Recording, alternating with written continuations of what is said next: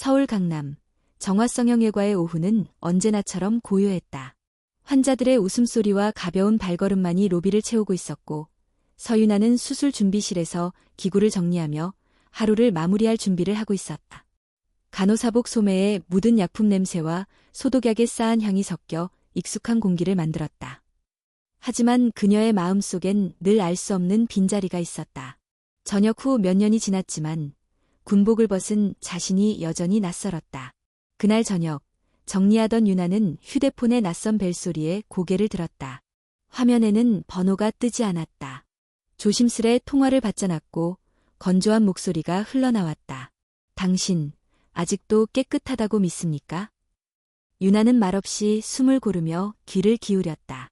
5년 전 당신이 운반한 상자가 뭔지 알았나요? 그때 이미 수많은 사람이 죽어가고 있었어요. 당신은 그들의 피 위에 서 있어요. 뚝, 통화는 끊겼다. 그 말은 칼날처럼 그녀의 심장을 파고들었다.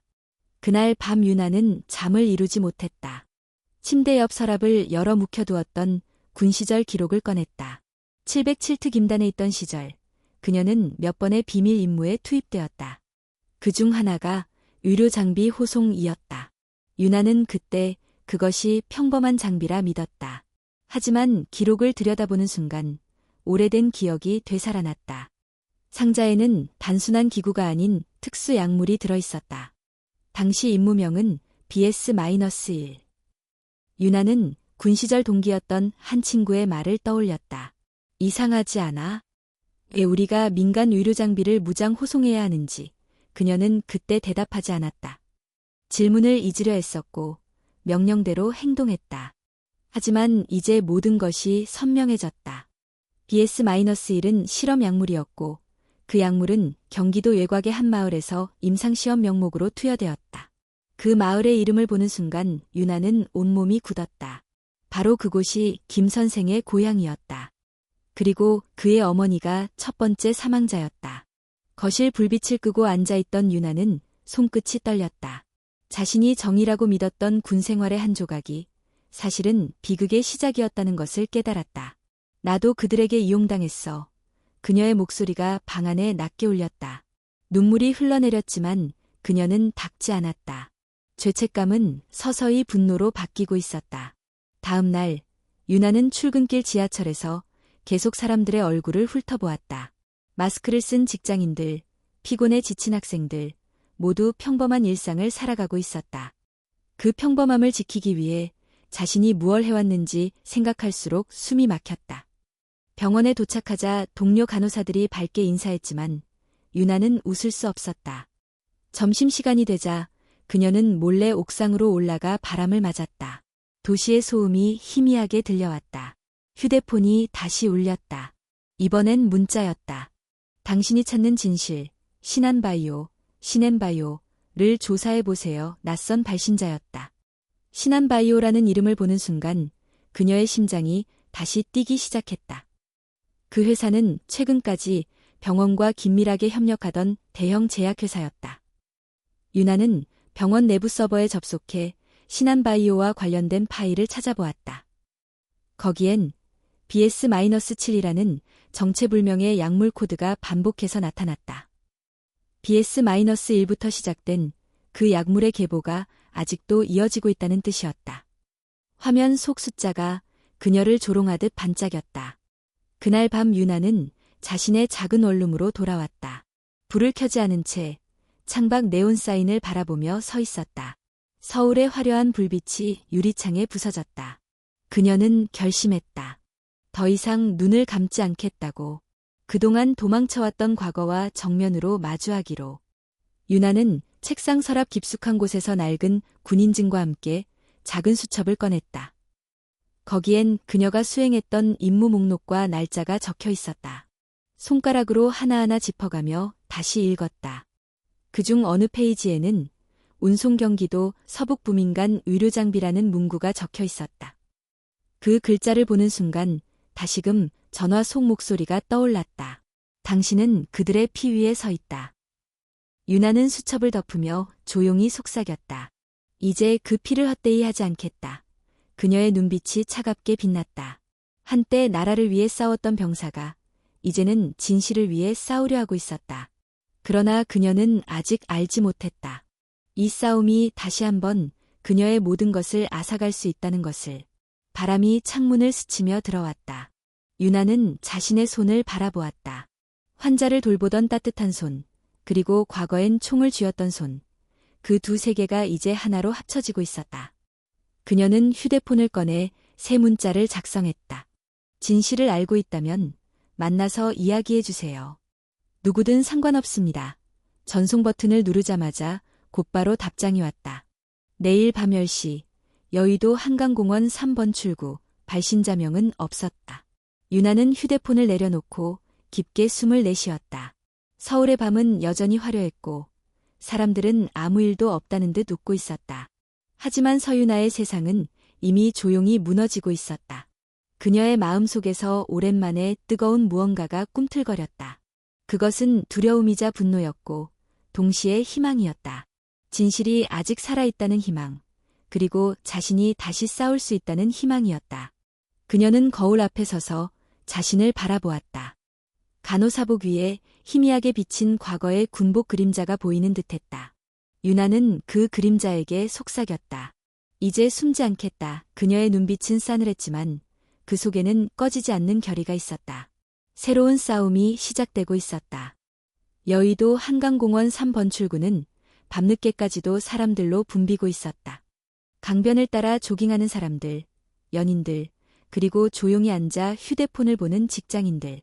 서유나는 모자를 눌러쓰고 그 틈을 헤치며 약속 장소로 걸어갔다. 긴장된 숨이 목구멍에 걸려 내려가지 않았다.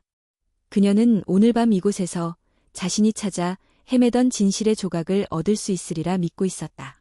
벤치 끝자리에 한 여자가 앉아 있었다.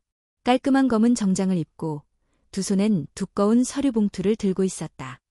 그녀는 서유나가 다가오자 천천히 일어나 고개를 숙였다. 정지혜 변호사입니다. 이렇게 늦은 시간에 나와주셔서 감사합니다. 목소리는 차분했지만 눈빛은 경계로 빛나고 있었다. 서유나는 작게 고개를 끄덕이며 물었다. 신한바이오에 대해 아십니까? 정지혜는 봉투를 건네며 말했다. 아는 것보다 훨씬 더 보고 들었습니다. 이 안에 있는 자료는 당신이 찾는 것의 일부일 겁니다. 유나는 봉투를 받아 열어보았다. 내부에는 병원 수술 기록, 약품 투여 내역, 그리고 신한바이오의 내부 메일 사본이 들어있었다. BS-7이라는 코드가 여러 문서에 도장처럼 찍혀 있었다. 이 약물, 지금도 사용되고 있습니다. 정지혜가 낮게 말했다. 정부 고위층이 이 프로젝트를 비호하고 있어요. 언론도, 경찰도 모두 입을 다물었습니다. 저 혼자선 더 이상 나아갈 수 없습니다. 유나는 문서를 바라보다가 고개를 들었다. 이걸 언론에 공개하죠. 지금 당장. 정지혜의 표정이 굳었다. 그렇게 단순하지 않아요. 여기에 있는 이름들을 보세요. 그녀는 한 장의 목록을 꺼내 유나에게 내밀었다. 목록에는 국회의원, 병원장, 고위 공무원들의 이름이 빽빽하게 적혀 있었다. 이걸 그대로 공개하면 사회가 무너집니다. 의료 시스템 전체가 마비되고 아무 죄 없는 사람들도 피해를 봐요. 환자들은 병원을 믿지 못하게 될 거예요. 유나는 숨을 고르며 단호하게 말했다. 그럼 덮어두자는 겁니까? 이 사람들 때문에 이미 수많은 희생자가 나왔습니다. 김 선생도, 그 가족들도. 그들은 아무 잘못도 없었어요. 누군가는 이 진실을 말해야 합니다.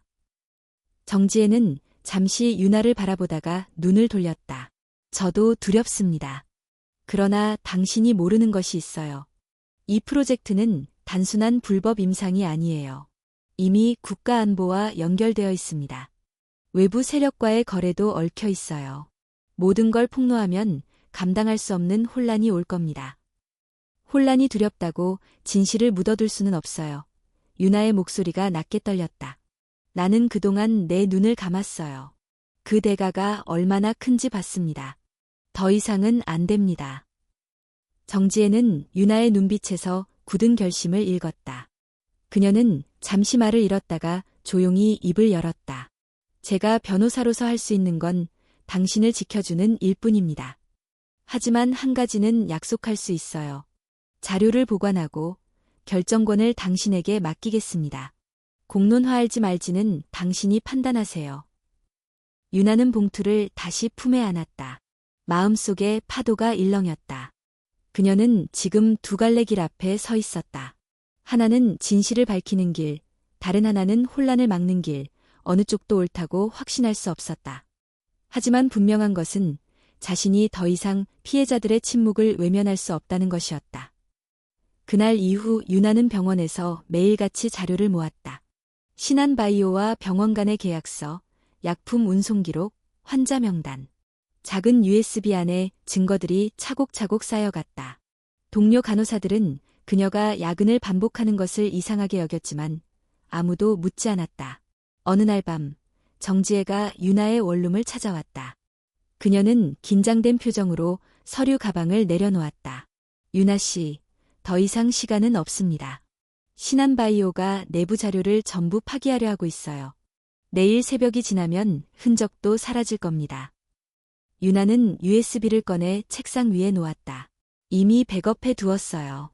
하지만 그녀는 말을 잇지 못했다. 정지혜가 유나를 똑바로 바라보았다.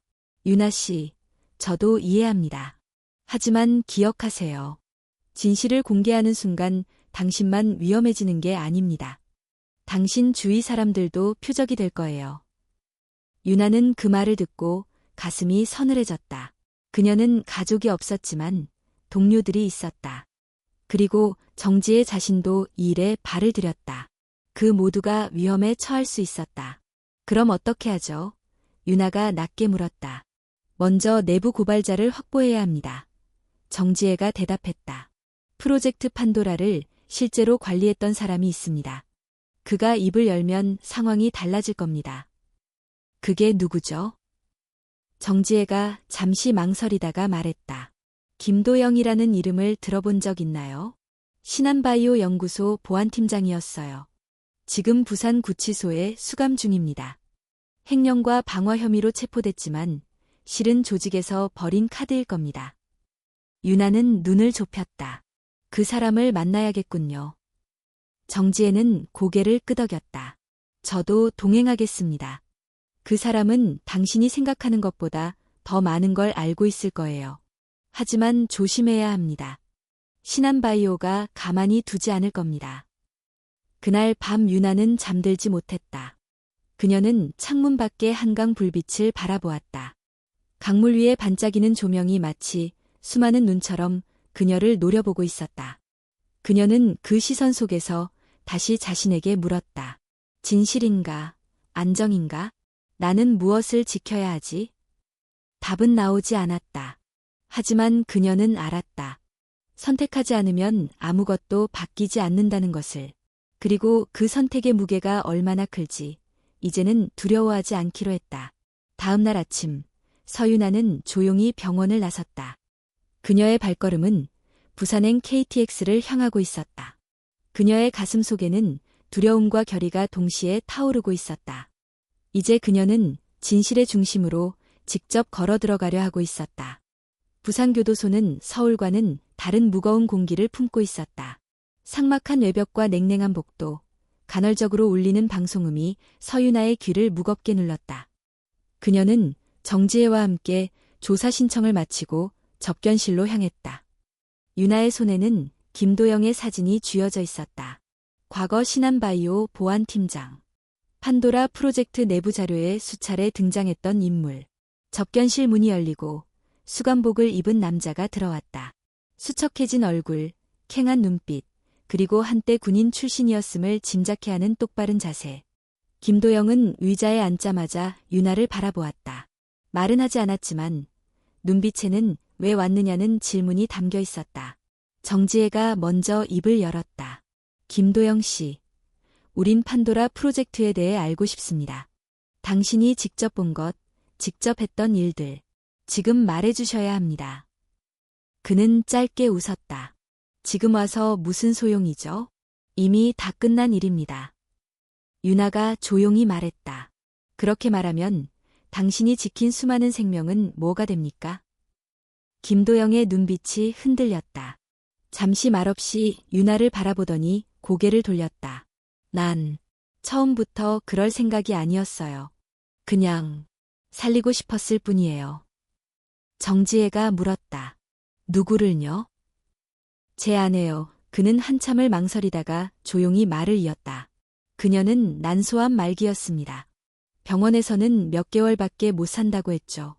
그런데 신한바이오가 제안했어요.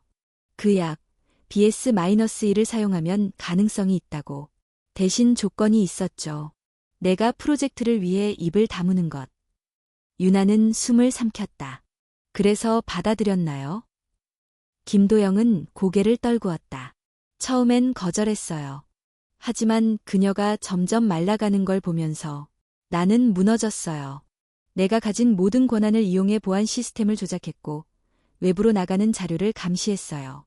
그 대가로 신약을 받았고 그녀는 잠시 호전되는 것처럼 보였어요.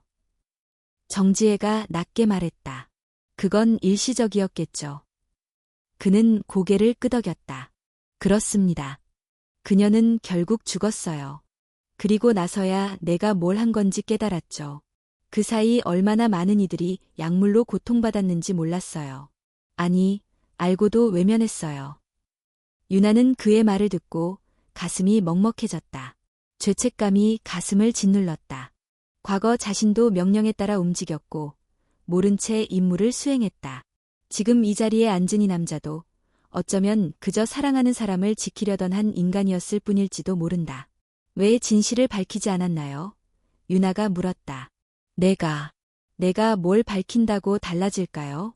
신한바이오는 정부와 연결되어 있고 내 말은 그냥 죄수의 변명으로 치부될 겁니다.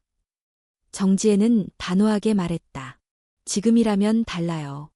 당신의 증언은 이 프로젝트의 실체를 드러낼 수 있어요. 우리는 내부 자료도 확보하고 있어요. 당신의 진술이 더해진다면 의미가 있습니다. 김도영은 침묵했다. 손끝이 살짝 떨리고 있었다. 한참을 그렇게 앉아있던 그는 마침내 조용히 입을 열었다. 내가 했던 일, 평생 용서받지 못할 겁니다. 하지만, 그래요. 나도 누군가를 살릴 기회를 갖고 싶습니다. 늦었지만. 그는 시선을 유나에게 옮겼다. 나 같은 사람의 말, 믿을 수 있겠습니까? 유나는 작게 고개를 끄덕였다. 우린 모두 실수를 합니다. 중요한 건 그 실수를 끝내기 위해 무엇을 선택하느냐입니다. 그는 천천히 고개를 끄덕였다. 좋아요. 내가 아는 걸 전부 말하겠습니다. 하지만 보호가 필요합니다. 나 혼자만 위험한 게 아닙니다. 나를 통해 신한바이오의 비밀을 접했던 몇몇 연구원들도 있습니다. 그들도 입을 열 수 있게 해야 해요. 정지혜가 곧바로 반응했다. 우리가 법적으로 보호를 요청하겠습니다. 증인 보호 프로그램을 활용할 수 있도록 준비하겠습니다. 접견 시간이 끝나고 세 사람은 일어섰다. 김도영은 마지막으로 유나를 바라보며 말했다. 당신 같은 사람이 있어서 다행입니다. 난 이제야 후회가 조금 줄어드는 기분이네요. 유나는 대답 대신 조용히 고개를 숙였다. 그가 방을 나서자 정지혜가 낮은 목소리로 물었다. 믿을 수 있을까요? 유나는 대답하지 않았다. 그녀는 창밖 흐린 하늘을 바라보며 생각에 잠겼다. 그곳엔 확신도, 희망도 없었다. 하지만 이제 그녀는 알고 있었다. 진실은 한 사람의 선택에서 시작되며 때로는 가장 어두운 곳에서 피어나기도 한다는 것을. 서울로 돌아오는 KTX 안, 유나는 잠시 눈을 감았다. 창밖으로 스치는 풍경 속에서 그녀는 자신과 같은 실수를 했던 수많은 얼굴들을 떠올렸다. 군 시절, 병원에서, 그리고 지금. 모두가 어쩌면 자신처럼 악인이 되고 싶지 않았던 사람들이었을지도 모른다. 하지만 세상은 그렇게 단순하지 않았다. 어떤 선택은 아무리 선의에서 출발했더라도 돌이킬 수 없는 결과를 남긴다. 유나는 김도영이 남긴 마지막 말을 되새겼다. 살릴 기회를 갖고 싶다. 그 말은 어쩌면 지금의 자신에게도 해당되는 이야기였다. 진실을 알게 된 이상 외면하는 것은 또 다른 방조일 뿐이다. 그녀는 마음속으로 다짐했다. 이 싸움에서 끝까지 물러서지 않겠다고. 그리고 그 결심은 곧 현실이 될 것이다.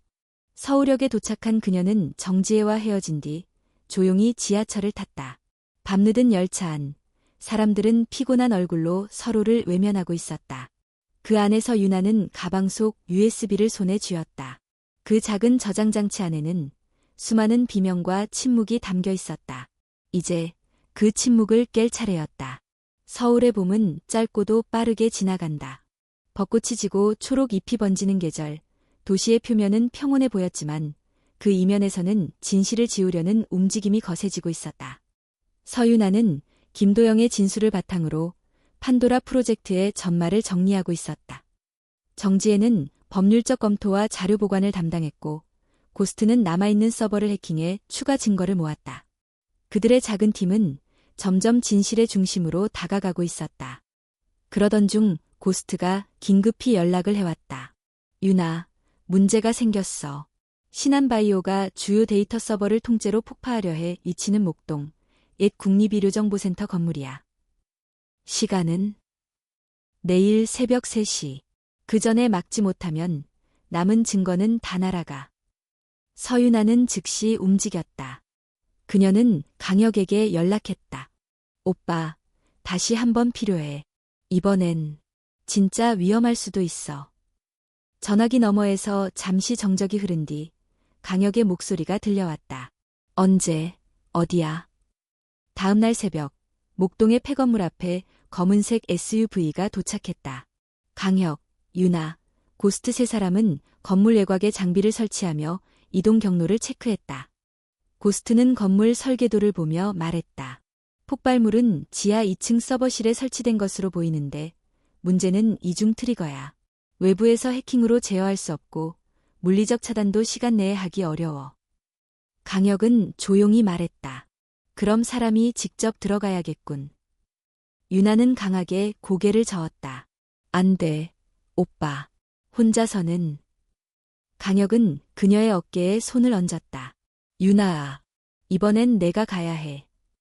하지만 당신은 내가 만든 것도 아니고 내가 퍼뜨린 것도 아니야. 하지만 내가 막을 수 있다면 그건 내가 살아온 이유가 될 수 있어. 고스트는 주춤하며 입을 열었다. 시간이 얼마 없어. 15분 안에 트리거를 해제하지 못하면 자동 폭발이야. 강혁은 장비를 챙기고 조용히 헬멧을 눌렀었다. 유나의 눈빛이 떨렸지만 그는 미소를 지으며 말했다. 난 707이야. 아직 잊지 않았어. 그는 어둠 속으로 사라졌다.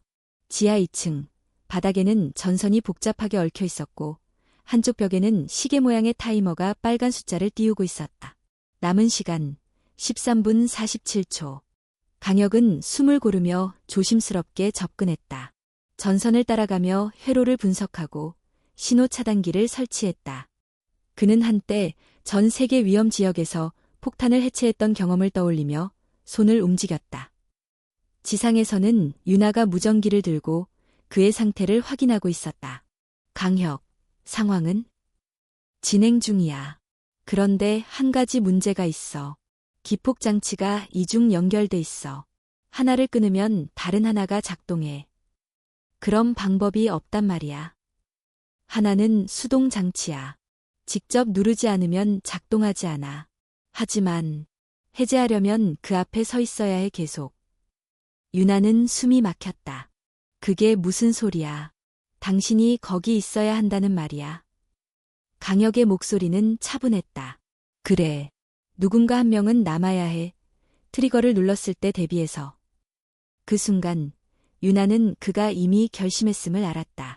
안 돼. 다른 방법이 있을 거야. 같이 생각해보자. 제발. 무전기 너머로 강혁은 조용히 웃었다. 유나아, 나는 오랫동안 생각했어. 내가 뭘 위해 살아야 할지. 오늘 답을 찾았어. 오빠. 말하지 마, 듣고 있어. 마지막으로. 시간은 2분 17초 남았다. 강혁은 마지막 와이어를 자르며 중얼거렸다. 나중에 꼭 아이들에게 말해줘. 진실은 언제나 누군가의 용기 위에 세워졌다고. 무전기가 조용해졌다. 0분 52초, 0분 41초. 0분 18초. 그리고 폭발 해제 완료. 고스트의 음성이 울렸다. 하지만 그와 동시에 지하에서 엄청난 굉음이 일어났다. 강혁은 마지막 순간 수동 트리거를 손으로 감싸며 외벽 쪽으로 몸을 던졌다. 폭발은 예상보다 작았지만 한 사람에게는 치명적이었다. 유나가 건물로 뛰어들었을 때 구조대가 이미 내부를 정리하고 있었다. 한 구조원이 그녀에게 말을 건넸다. 지금 막 발견됐습니다. 이분 끝까지 자리를 지키고 있었습니다. 강혁의 몸은 부서진 콘크리트 사이에 누워 있었다. 손엔 아직도 끊어진 전선을 꼭 쥐고 있었다. 며칠 뒤 서울시청 광장에서 열린 추모식. 정지혜는 눈물을 삼키며 고개를 숙였고 고스트는 검은 양복을 입고 침묵했다. 수많은 시민들이 모여 그의 사진 앞에 국화를 놓았다. 그리고 한 소녀가 마이크 앞에 섰다. 안녕하세요. 저는 강민지입니다. 강혁 오빠의 동생이에요. 그녀는 종이를 손에 쥐고 있었지만 읽지 않았다. 대신 하늘을 올려다보며 말했다. 우리 오빠는 늘 조용한 사람이었어요. 어릴 땐 저를 자전거 뒤에 태우고 한강을 달렸고 군에 간 이후에도 편지 한 통 남기지 않았죠. 하지만 마지막엔 모두를 지켰어요. 그녀는 눈물을 닦으며 말을 이었다. 사람들은 말해요. 진실은 위험하다고, 때론 숨기는 게 낫다고. 하지만 오빠는 달랐어요. 그는 말없이 행동했고 아무 대가도 바라지 않았어요. 그게 진짜 영웅 아닌가요? 그녀의 마지막 말이 광장 전체에 울려 퍼졌다. 우리 오빠는 영웅이에요. 그리고 그를 닮은 사람들이 이 도시를 지키고 있어요. 유나는 뒤에서 조용히 눈을 감았다. 눈물이 볼을 타고 흘러내렸지만 그녀는 닦지 않았다. 이 눈물은 슬픔이자 다짐이었다.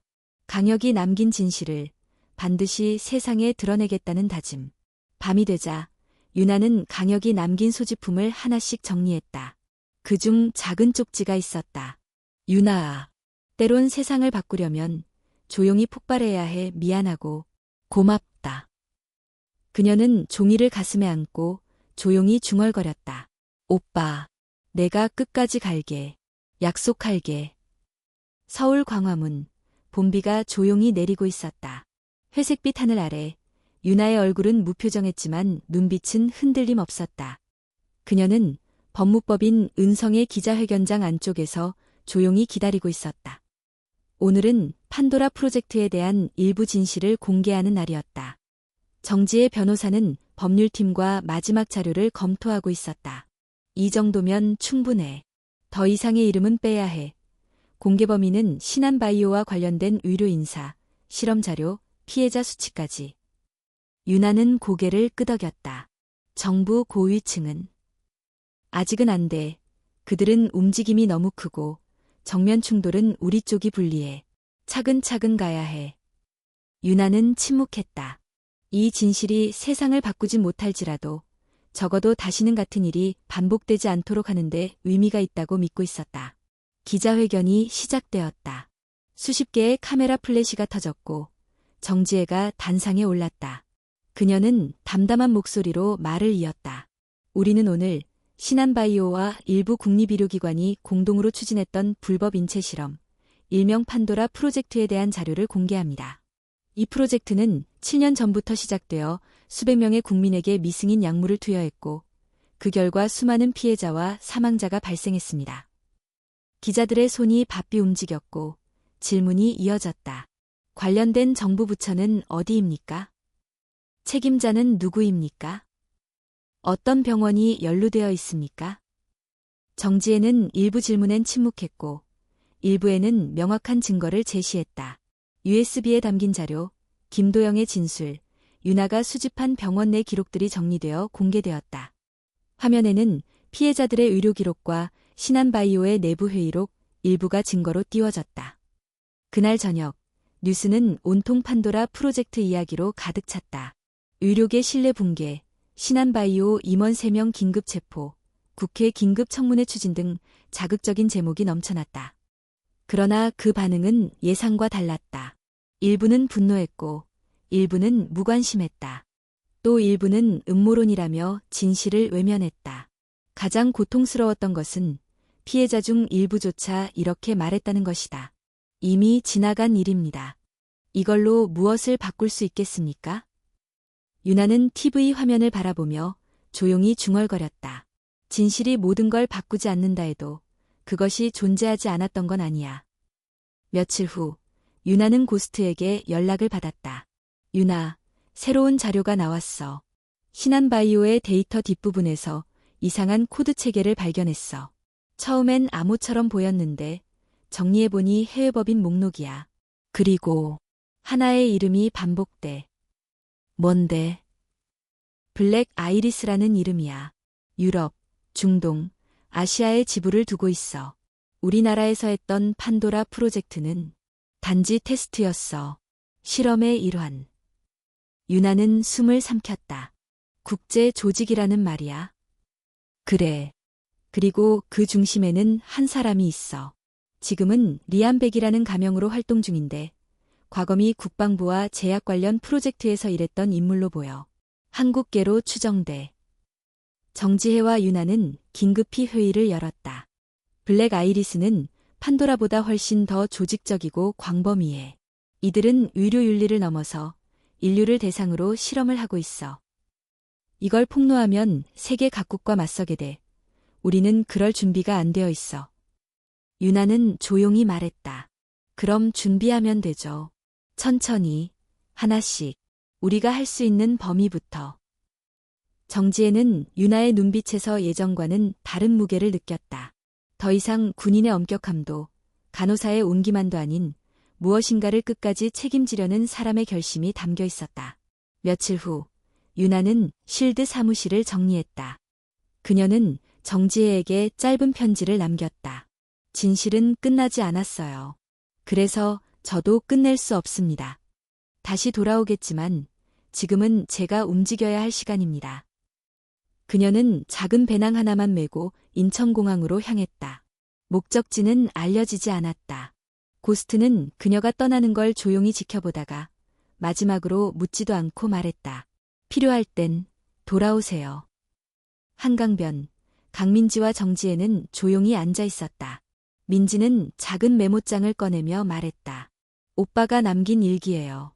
마지막 페이지에 이렇게 써 있었어요. 나는 그저 누군가의 안전망이 되고 싶었다. 정지혜는 그 말을 되새기며 하늘을 올려다보았다. 흐렸던 날씨는 어느새 개고 있었다. 그들은 알고 있었다. 싸움은 끝나지 않았고 어쩌면 이제 시작일지도 모른다. 유나는 비행기 창밖을 바라보며 마음속으로 되뇌었다. 진실은 멈추지 않는다. 그리고 나는 계속 걸어갈 것이다.